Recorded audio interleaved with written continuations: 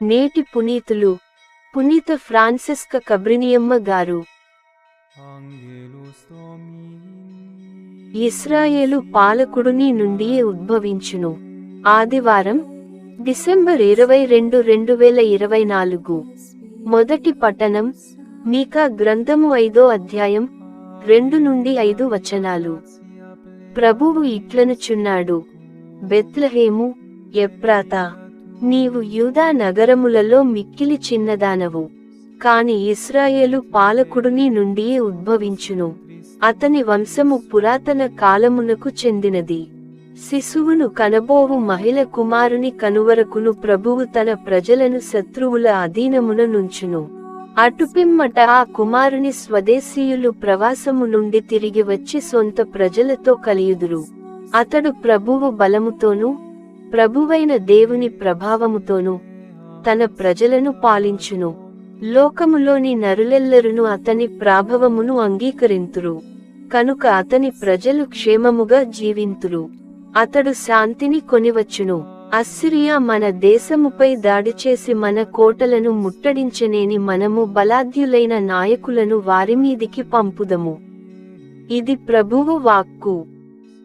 నీ చిత్తము నెరవేర్చుటకు నేను ఇట వచ్చియున్నాను. రెండవ పఠనం పునీత చిన్నప్ప గారు హెబ్రీయులకు వ్రాసిన లేఖ 10వ అధ్యాయం 5 నుండి 10 వచనాలు.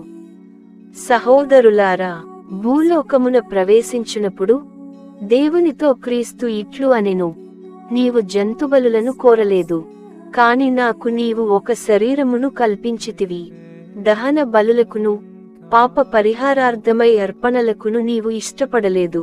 అప్పుడు నేనిట్లంటిని: నన్ను గూర్చి శాసన గ్రంథమునందు వ్రాయబడినట్లుగా, ఇదిగో, ఓ దేవా, నీ చిత్తమును నెరవేర్చుటకు నేను ఇట వచ్చి ఉన్నాను. ఆయన మొదట ఇట్లు చెప్పెను: బలులను, అర్పణలను, దహనబలులను, పాపపరిహారార్థమైన అర్పణలను నీవు కోరలేదు. నీవు వానితో తృప్తి చెందలేదు. ఈ బలుల సమర్పణమంతయు చట్ట ప్రకారమే జరిగినను. ఆయన ఇట్లు చెప్పెను. తదుపరి ఆయన: ఓ దేవా, నీ చిత్తమును నెరవేర్చుటకు నేనిట వచ్చియున్నాను అని పలికెను. కనుక పాత బలులను అన్నిటిని తొలగించి వాని స్థానమున దేవుడు క్రీస్తు యొక్క బలిని నియమించెను. యేసుక్రీస్తు దేవుడు తనను కోరినట్లునర్చెను. కనుక ఆయన ఒకే ఒక శరీర బల్యర్పణ చేత మనమందరమును పాపముల నుండి శాశ్వతముగా పవిత్రులుగా చేయబడితిమి. ఇది ప్రభువు వాక్కు.